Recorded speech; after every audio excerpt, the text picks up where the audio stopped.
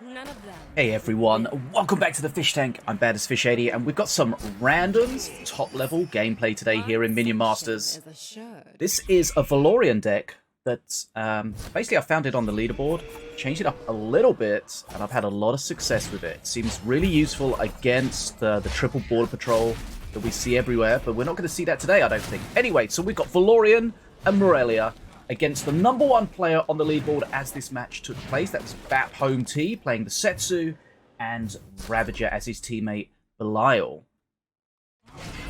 So we've got an accursed Morelia, as you would probably expect. Now, BapHomeT is playing a Setsu deck that I think has Jinlong, a lot of cheap spells, a lot of juggle. So we're going to have to manage that as we go through this game for sure. Interesting part. Perk 1, Ravager push coming out. Howling Moon just reduces that down immediately to 50% HP and allows to push through it. Now, the real meat of BapHomeT's deck when it comes to DPS and on the field positioning and presence, it's the Fergus Lagoon Fighter. Now, he's going to be kind of tricky to deal with, but we have the Snake Druid that can really help, but it gets taken out immediately there with the Chain Lightning. We need to handle this, and we see we got the 2 Jings at the top, and it looks like they managed to dodge the Harmful Souls.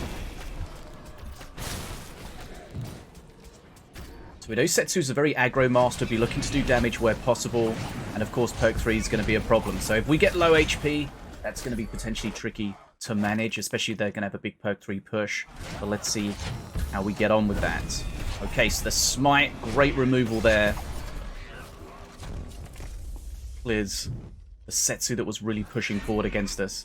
Then we can clear the field and go again. So as mentioned, our teammate is playing an Ascension deck, so we're looking at his counter. He's up to 38 souls at the moment. Remember, when he gets to 80, Ascension, Accursed Ascension will be granted, and some of his cards will become empowered. We're trying to use the removal. The Searing Light gives us an extra removal option at perk 2 with Valorian. Doesn't do too much damage at this point. Perk 3 is when it really starts to kick off. But we've got a Glen's Brew being used to keep the Shen alive. Stuns from the Zap Shrine being very annoying as well. Remember, the Zap Shrine does its AoE if it's triggered with the Zenshi Flow at the start, and then it will just target the closest one. Does a little bit of damage now as well, which can be useful.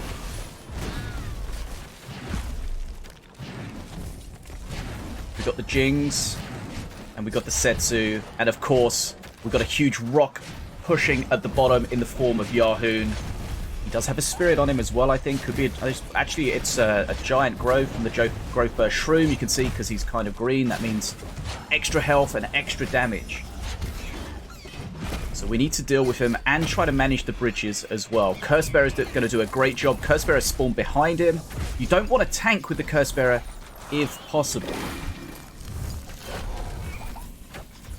You want that Cursebearer to stay alive, keep that curse alive for as long as possible. That's huge DPS on a massive unit like that. Okay, so we've got a small XP lead at the moment. Breath coming in.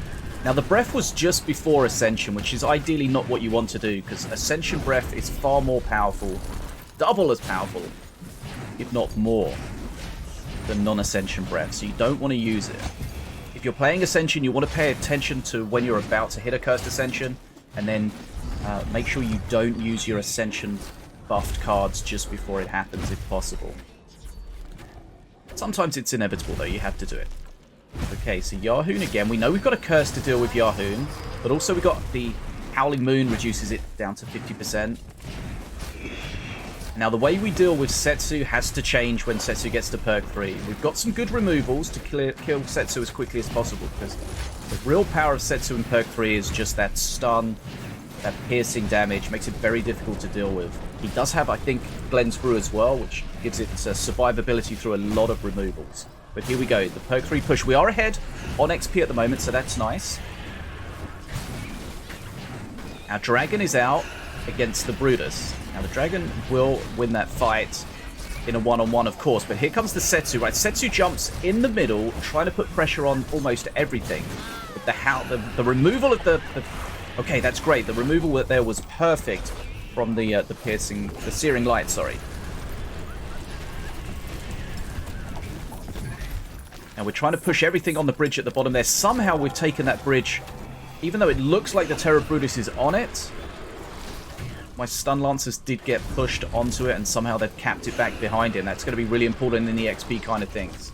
These big units that get locked on a bridge, they can really change the XP tide sometime. But here comes a Setsu. This time, where is Setsu going? Okay, Setsu's jumped more defensively.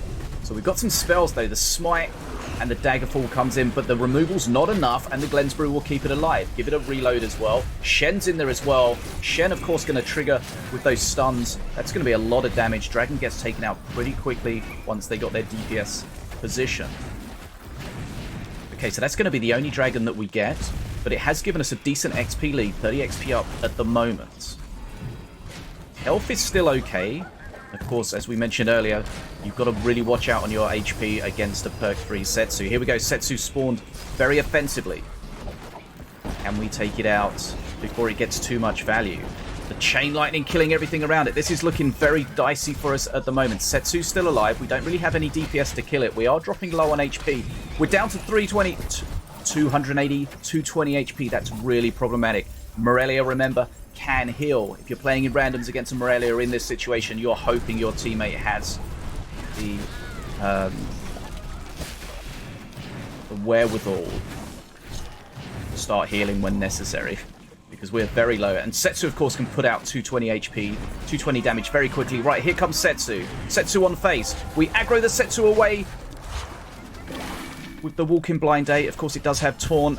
Glensbrew keeping it alive. It does get another hit off. We're down to 10 HP. 10 HP. Looks like there's a heal coming in. That's one heal, though. Only one heal. Remember, that could have been two. Only one. 110 HP. We are at Mana Frenzy, but we have 110 HP. Against the Setsu, there's really very, very little hope of us winning this one, you would think. But let's see how it plays out. Here comes Setsu again. We'll definitely be jumping on face. What do we have? Okay, we aggro it away. That's perfect. Removal. 10 HP left. We've got a huge DPS out, but we're only on 10 HP. They do have Chain Lightning, I think. Heal comes in. Chain Lightning counteracts the heal. 10 HP. We get a thumbs up. And the game is ours somehow. And that is why you never give up. There's always a chance at the end there. Very well played to my teammate. Very well played to everyone involved. GG's.